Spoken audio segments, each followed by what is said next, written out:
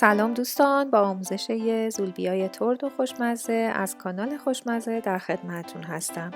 این روش شبیه زولبیاهای بازاری هست، با این تفاوت که مواد نگهدارنده و روغن نداره و از جوش شیرین کمتری داخلش استفاده شده.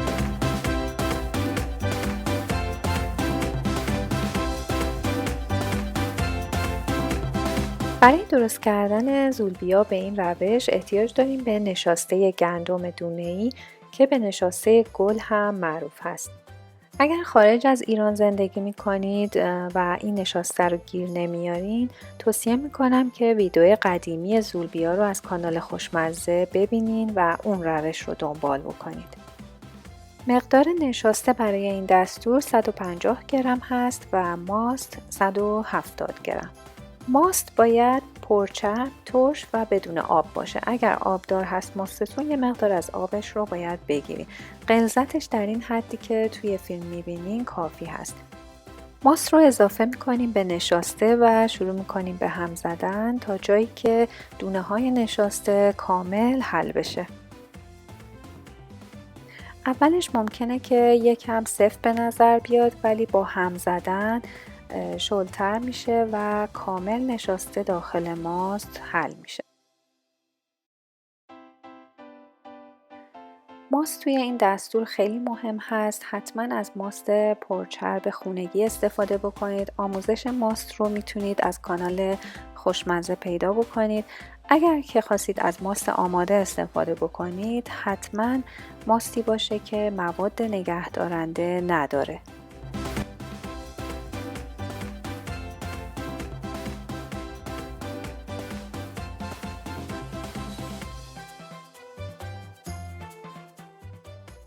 من اینجا ویدیو رو اصلا قطع نکردم که شما ببینید با هم زدن چجوری مایه شروع میکنه به شل شدن و اصلا احتیاج نیست که ماست اضافی بهش بزنیم.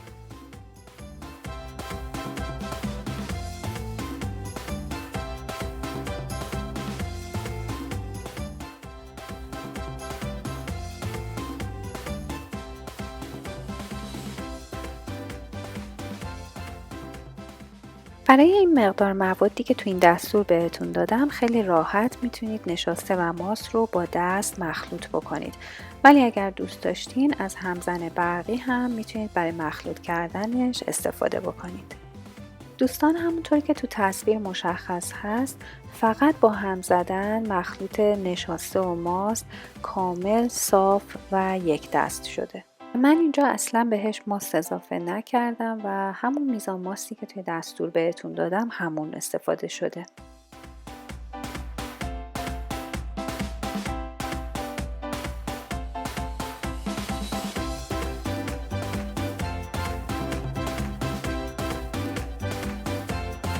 اگر اطراف ظرف از مواد مالیده شده و یه مقدار کثیف شده، با یه دستمال تمیز میکنیم، روش رو پلاستیک رپ میکشیم و یه جای تقریبا گرم توی آشپزخونه میذاریم تا حدود 20 تا 24 ساعت استراحت کنه.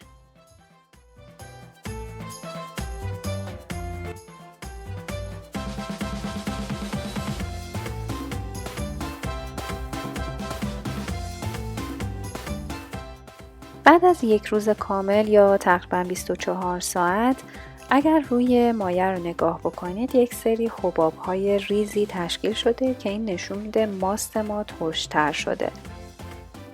توی این مرحله برای اینکه مطمئن بشیم همه دونه‌های نشاسته حل شده، مایه رو از یک صافی رد میکنیم. همونطور که میبینید بعد از استراحت مایه زولبیا یکم شلتر از قبلش شده. به خاطر همین بهتر بیشتر از مقداری که در دستور هست بهش ماست نزنیم.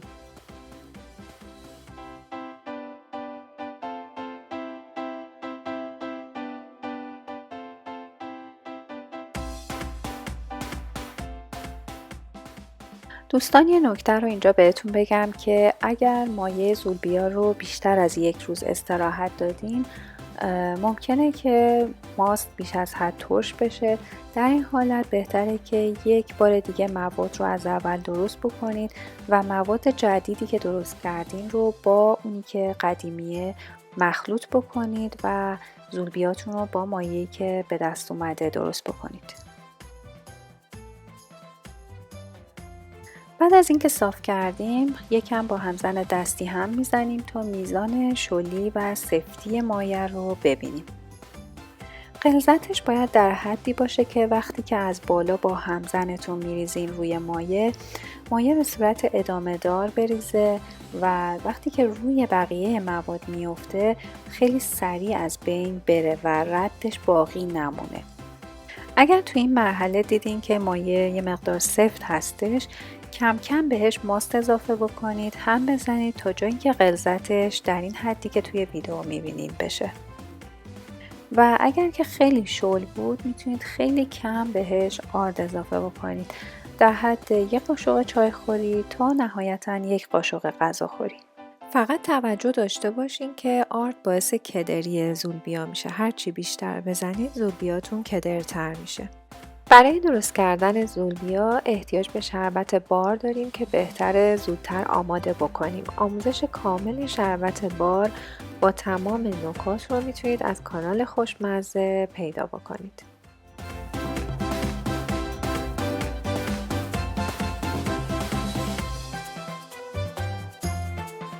برای سرخ کردن زولبیا احتیاج به مقدار زیادی روغن مایع داریم که داخل تابه مورد نظرمون میریزیم و روی حرارت میذاریم تا کامل داغ بشه. من اینجا از یه قالب کیک قدیمی استفاده کردم و دلیلش اینه که کفش صاف هست و زولبیاها شکل بهتری میگیرن. از مواد داخل قیفی که در نظر گرفتیم میریزیم. من از این مدل قیف استفاده میکنم ولی میتونید از قیف‌های معمولی با سر ماسوره ساده هم استفاده بکنید.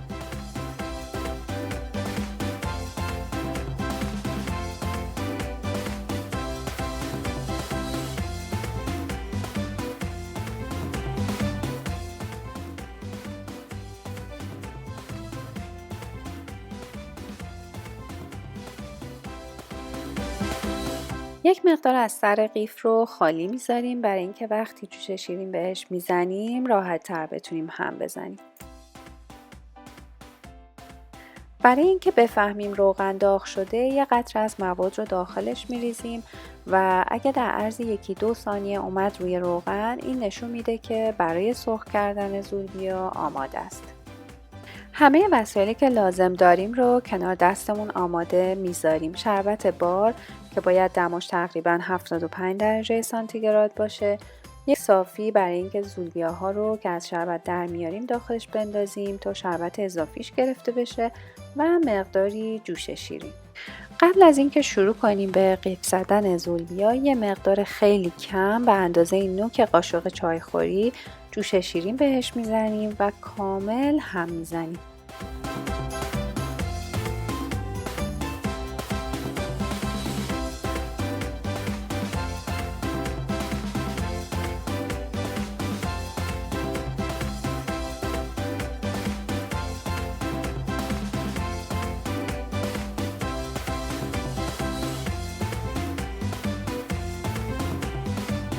من اینجا از یه رنگ فلزی داخل روغن استفاده میکنم تا همه زولبیاها یک سایز در بیان.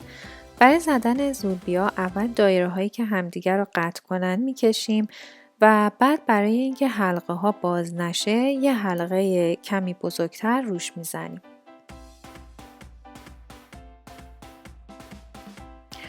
یه مقدار که خودش رو گرفت میتونیم رینگ رو ازش جدا بکنیم برای زدن زولبیای بعدی.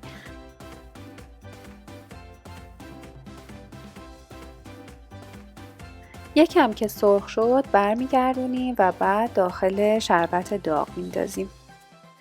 اجازه میدیم تا زولبیا حدود 2 تا 3 دقیقه داخل شربت بمونه تا شربت به خوردش بره و شفاف بشه. توجه کنید که اگر شربت خیلی غلیظ باشه داخل حلقه ها کامل نفوذ نمیکنه. تو درست کردن زولبیا داغ بودن روغن خیلی مهمه، چون که اگه زیاد داغ باشه ممکنه زولبیا سریع بسوزه و اگر که داغیش اندازه نباشه زولبیا حالت تخت میگیره و اصلا پف نمیکنه. همینطور داغی شربت خیلی مهمه. دماش باید بین 70 تا 80 درجه سانتیگراد باشه. اگر بیشتر از این باشه زولبیا خمیر میشه و اگر سردتر باشه شربت به خورد زولبیا نمیره.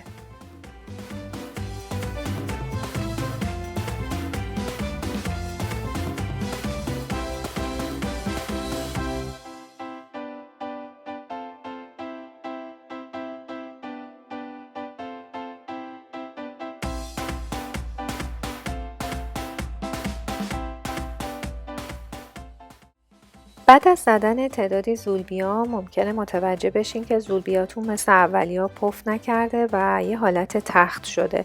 این نشون میده که اثر جوش شیرین از بین رفته و باید یه مقدار کم دیگه بهش جوش شیرین اضافه کنید، هم بزنید و بعد مجدد داخل روغن سرخ کنید. خب دوستان، تا زولبیاهای ما آماده میشن چند تا نکته رو بهتون بگم. اگر که زولبیا رو درست کردیم و دیدیم که خیلی ترد و شکننده شده، این نشون میده که ماست بیش از حد ترش بوده. در این حالت میتونید خیلی کم با قاشق چایخوری بهش آرد اضافه بکنید تا جایی که این مشکل برطرف بشه. یه نکته دیگه این هست که اگر قیف زدین و دیدین که حلقه های زولبیا خیلی باریک شده، این نشون میده که خمیر سفت هست و برای درست کردنش با قاشق چایخوری کم کم بهش ماست اضافه بکنید، هم بزنید تا به اون غلظتی که باید برسه. اگر تمام موارد رو رعایت کردین ولی باز هم زولبیاتون حالت تخت میشه، احتمال زیاد جوش شیرینتون مونده هستش. سعی کنید حتما از جوش شیرین تازه استفاده بکنید. برای خیلی ممکنه این سوال پیش بیاد که میشه از یک نوع نشاسته دیگه به جای نشاسته گل استفاده کرد و جواب متاسفانه خیر هستش. اگر میخواین زولبیا رو به این روش درست بکنید، تنها نشاسته‌ای که جواب میده نشاسته گندم گل هستش. پس لطفاً از نشاسته گندم پودری یا نشاسته ذرت و یا هر نوع نشاسته دیگه اصلاً استفاده نکنید. اگر دوست دارید زولبیا طلایی تر بشه و یا به قرمزی بزنه، میتونید داخل مایع زولبیا 1 تا 2 قاشق از شربت بار بریزید.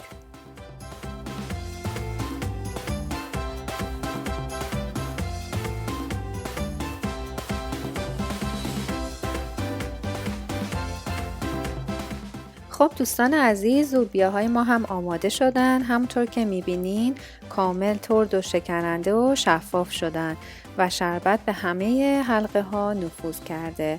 امیدوارم که خوشتون اومده باشه، درست کنید و لذت ببرید.